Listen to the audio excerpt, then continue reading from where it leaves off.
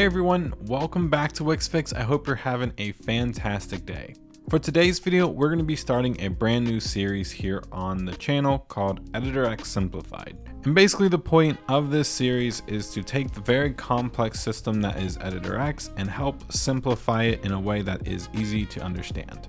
And for today's video, we're going to be focusing on height. Let's go ahead and get started. As you may know, EditorX has a ton of different dynamic values, which basically helps EditorX make responsive websites. And if you've used the classic editor, you're probably already familiar with the size pixel. Now, unfortunately, pixels are not responsive or dynamic values. So if I just bring in this website real quick, you're going to notice that this gray section right here is not getting any smaller and it's not getting any bigger. And that is because this is set to a pixel value. Now, if I go over here and press this little PX right here, we're going to see we have a couple different options. We have none, which for this example right now, we don't really want to use, but I'll show you when you do want to use none in a few minutes. But underneath pixels, we have viewport height, viewport width, and we even have calculation. Now, let's just go ahead and start with viewport width. Now, basically what viewport width is it takes the width of your user's device. So if they're on a big desktop screen like myself, this is how this section will appear.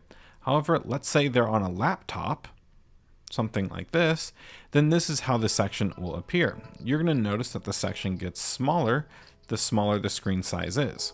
And that is basically what viewport width is. It takes the width of your user's device and it displays the content accordingly. Now that you kind of get a general idea of viewport width, let's go ahead and switch this to viewport height. Now, viewport height is a little bit different and it's a little bit harder to show here in the editor, because if I start shrinking down the screen, you're going to notice that the section isn't getting any smaller. However, this is still a responsive value, because let's say this editor, we could chop it in half right here, then this section would be smaller. So it takes the screen height of your user's device and it displays the content accordingly for that. Unfortunately, in the EditorX editor, I cannot shrink the browser's height. So unfortunately, that one is a little bit harder to show, but believe me, it is still a responsive value. Now, the other thing that we saw here was calculation. So let's just go ahead and set this to a calculation. Maybe we want to do like 20 VW plus 50 pixels, right? So now what we want to check is this 20 VH or VW plus 50 pixels, what's that going to do to the section? So basically what that's going to do is it's going to convert this over to a responsive value plus 50 pixels. So if I shrink down the website, this is going to be 20% of your user's device's width plus 50 pixels. So if I go ahead and bring this all the way up, and just for fun, let's go ahead and switch this over to a pixel value, which would be 437. And just for fun, I kind of want to test this out with a grid, basically just to prove that it works. So as we can see here, after our calculation, we converted it over to pixel values, which is 437. Now let's go ahead and just apply a grid of 1x2 to this section. And here we're going to go into advanced mode. For this, we want to set this to 20 VW for the top one. And then for this bottom one, let's go ahead and set it to 50 pixels, just like that. And now if I were to go ahead and remove the grid from this, you're going to see it automatically converts the height to pixels, which is the same amount as the calculation that we ran up here. So as you can see, that is basically what the calculation is. It basically just, you can combine basically two values, whether that's pixel or you can potentially even do viewport height and viewport width. Now this is what you would do for your sections, right? This is how you would use height for sections. But the cool thing is you can actually use this on other elements as well. We have the same dynamic responsive values that we can apply to other elements on our websites. For example, this container right here.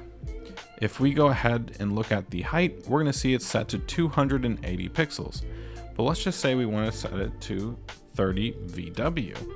And now you're going to see it makes the container a lot bigger, but if I shrink down the screen, the container gets a lot smaller because the user screen is a lot smaller.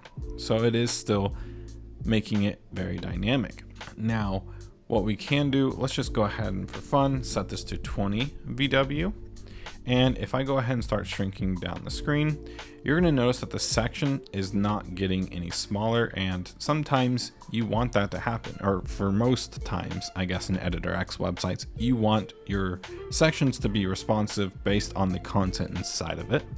So you may have seen me do this quite a bit in my other Editor X web design tutorials, but let's go ahead and grab this container and let's go ahead and dock it to the top, which is going to be a 56 pixels. Now, what I typically like to do is convert this pixel over to a responsive value. So we'll do viewport width, and we also have percentage here as well if you want to do that, but I do prefer viewport width here. So as you can see, it's 2.9. So I'm going to come over here to the bottom margin and I'm going to set this to 2.9 as well. Now, if I go ahead and shrink down the website, you're going to notice nothing is changing except the position of the container. But if I go back to desktop mode, click on the section itself, and you're going to see the minimum height is set to 500 pixels. If I go ahead and remove that, so I select none, now when I shrink down the website, the container is what's controlling the height of the section. So as you can see, no matter what size or what device our user is on, this container is basically being responsive and controlling the section height as well. And just like this container, you can apply height or minimum height to almost any objects here in the editor. So you can apply it to repeater items, containers like we just did, videos, images, and stuff like that. But that basically wraps it up for this video. I hope I was able to kind of make sense of the dynamic values that you can use for height inside of Editor X. If you guys did find this video useful, please consider giving it a like and subscribing to the channel for more Wix and Editor X tutorials coming out really soon. Thank you all again, and I'll see you on the next one.